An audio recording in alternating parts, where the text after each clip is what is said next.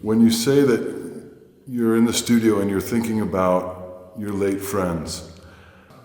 When I say that, I mean that, for instance, when I made the painting of Clarence burning leaves, I went through in my mind, this is how it works for me. I went through in my mind this incident, this hot summer night I had when I was 16 years old with my cousin Clarence, and I saw all the other people who, in his sphere, meant something to me as a teenager and made me go forward as an artist and gave me a memory that was extremely rich about humans and what happens to adults who live in an atmosphere of, let's say, speaking their minds and freedom, which I did not come from. But when and so when I speak about late friends, I don't just mean my cousin Clarence. I mean his friend, Dr. Fritz Fahnauer, who taught chemistry with him and who talked to me about glazes, other glazes, and it just builds on each other, the memories. And I couldn't have done that 50 years ago. I didn't have it categorized as subject matter for painting. The other floor, you have a central subject, which is the face of the heart, or the Correct. tools or the botanical drawing. In those three paintings, there is an absence of form, which started years ago, and with Grace and Beauty you had that, the fact of putting color and taking off color also, but keep going like that with layers of colors. And I want to ask you if you needed to have next to you Clarence or Anne. I mean, those titles were in a way on the road of the painting. You mean to get the painting going? The memory of those figures as a relation of a room and a scene and the essence of a moment. I understand what you're asking, but no, I had to begin those paintings. I had to begin with a blank, not absurdly, a blank canvas. And in my mind, a blank canvas. I knew with Clarence, with all of them, that I was going to name it that. But they are not realistic paintings in the sense that they're narrative. They're not narrative. They're realistic in that it's a real chair and it's a real checkerboard, black and white, or it's yellow paint coming down, or it's a painting of a heart affixed there. But they are not specific. They are in honor of those people. And while I was painting something so big and taking me so long, this all came after the show in Venice. And I see them, amongst other things, as views of landscape or views of interior rooms. And I hope, no, I don't hope. I don't be that, I'm not that presumptuous. I know myself that the individual people are in the rooms, but I don't expect anybody else to know that. It just helped me along. But the paintings themselves, without what you're speaking about, without the painting being a heart or a head with ears, the paintings themselves I see as I say, interiors or landscape.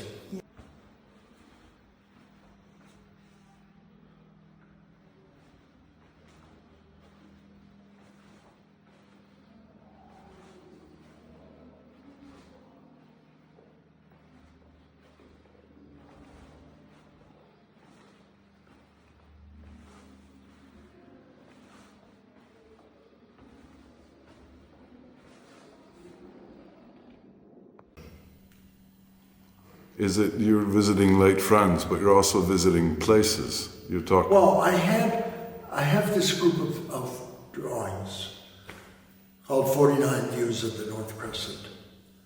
North Crescent, in 1935, it was a street in Cincinnati where, in 1935 in June, when I was born, my mother brought me home as a little baby, we called baby, to the North Crescent. It's where my grandma and grandpa lived, and where my father and mother lived in their house as guests of them. They had no money. And where my mother's brother lived. So I spent 3 years in the North Crescent, which was very formative for me visually and olfactory-wise. And it's where I got my first hammer from my grandpa. And the steps in the back of the house, I rolled down the pipe when I was 2 years old. My toys were my grandpa's tools on the North Crescent. The light of the North Crescent is in my mind forever. And there were so many things there. It was in what is called on Google the Jewish ghetto of Cincinnati at that time. It's changed, but that's what it was then. And for instance, in the summertime, which is beastly hot in Cincinnati, we went to the swimming pool. It was called Phillips Swimming Pool. Maybe 200 yards from our house, there was a public pool.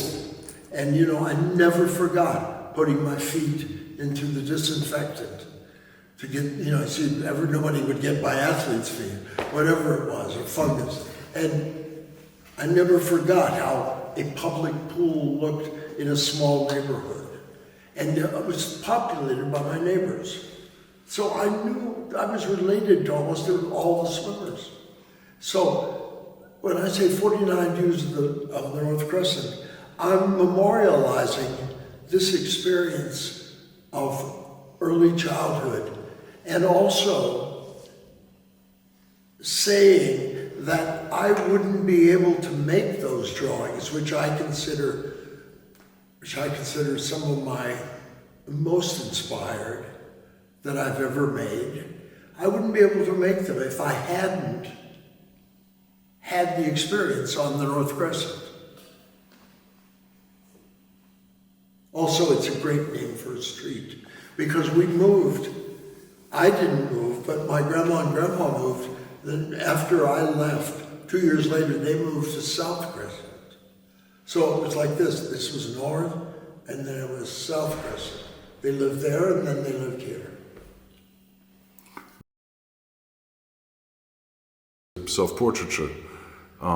It is, I love the word landscape in the title. Well, I mean, I do think that one's visage is a landscape, is a personal landscape, and it can be read. If landscape means the topography of the ground, then this topography is personal. You know, this is as profound geographically and as mountains and trees. I mean, if you're looking every day at yourself and regarding yourself, and regarding yourself not necessarily in a narcissistic way, but in a curious way, and if you're watching the tissue be torn by gravity down, then you are viewing a vast landscape and something taking place and moving like lava, or moving like a tree grows. And that's what's happening, you know? I mean,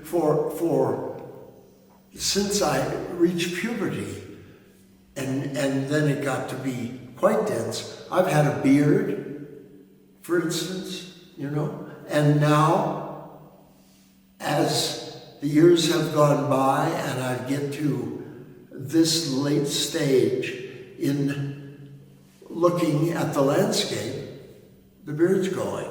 So it's changing. The leaves are falling.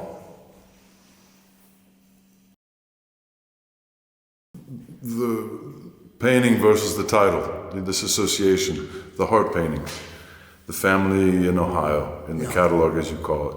I mean... Well, as I always said, my titles were another element in the painting, like red or you're able to see what my hand did. That's another aspect of the painting. So the titles are that. I didn't know what to call these paintings.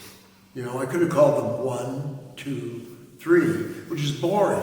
I thought I would instead give them names of obscure, for me, members of my family from childhood. And it gave me a laugh because there's so many stories about those specific people, but they have not, the title literally has nothing to do with the painting, other than it's the title of the painting. It's like the jar, it's the lid on the jar of pickles. But don't you think often you give the title after the painting? Well, that's what I did. Yeah. No, but in other paintings. Other paintings too, sure. Yeah, but you don't start with the title. No. sometimes. With Ann Ahrensberg and Clarence I did. And with Ileana, I certainly did, because it was a year later or two after these two paintings, and I wanted to memorialize her name in association with me. Is there a relationship to the Elysian Fields in that way? By that I mean, if you thought about Ileana with the painting, and you're thinking about a particular head or the heads that you want to add to that series of 23, well, now I mean, 24. I want to say that the Elysian Fields, with this head's plaster, some of recognizable people I know and others or new, and I don't want it to be a cemetery, you know. I want it to be something alive, and as I said, it's a place where heroes go. I think that's an important it is point. like that. Yes, it is like that. So, you know, so Ann Ahrensberg gets a painting, and you know, and the ape and cat get themselves. But I don't want it to be, you know, something maudlin. It isn't. I mean, well, I understand. Ann and Clarence and Ileana are dead, but they're not dead. For me, they're alive. Ann Ahrensberg, she died from COVID in 2021, or 22, and I hadn't seen her in 30 years, but she's present in my life, present. So it's not a memorial. How do you think the new openness that you have written affects how people see your work? I don't know, because I haven't spoken to anybody who I don't know well about it, like to the general public who's read it. But I know that by doing it, I'm aware that I'm as open as I can be. I am not defended in this writing. Do you think by any chance that by your telling us what you feel when you made the work and what your vision is, like with, do you think that censors our ability to bring our own self to the work? Oh no, I think it amplifies your ability. You do? To bring yourself, I would hope so, by me exposing myself, by me saying what I mean. I hope other people will think in a clearer way about the work. That's what I would hope.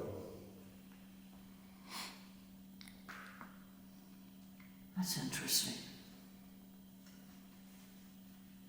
It could be a sensor. It could be what? A sensor. I don't I know mean, why. well, it might be intimidating. Oh, I see.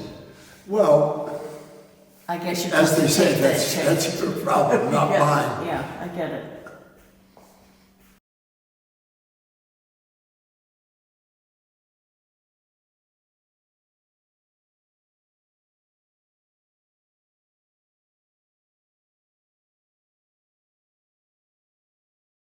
Talk about Rome, drawing in Rome, the idea, where did it come from, and I mean, you have a lifelong relationship to the city. Right. I was invited by Johnny Desi, who was at the time the president of the Academy in Rome, and they had just made me an honorary foreigner member to make an installation there, and all of us made this flowering sheaths. And at the same time, he took me one day to see the church that the Academy owns. It's not a deconsecrated church, it just isn't in much use. I think that's so in not use that they sometimes had a priest on Saturdays do the Mass, not Sunday. There was just nobody was there. But it was a beautiful church, beautiful. And so I thought, I guess it was the next year or a few months later, next year I think, next winter, I asked him if I could go there and draw objects. I mean, it had a crypt, it had from various periods of art and life in Rome, sculptures and reliefs and religious objects. And I took two of the people that worked with me and we made drawings there. And there was no idea of an exhibition or anything. It's something I wanted to do. It was a luxury, but it was a pleasure. And it's one of the reasons I'm lucky to be an artist. It doesn't memorialize Rome for me.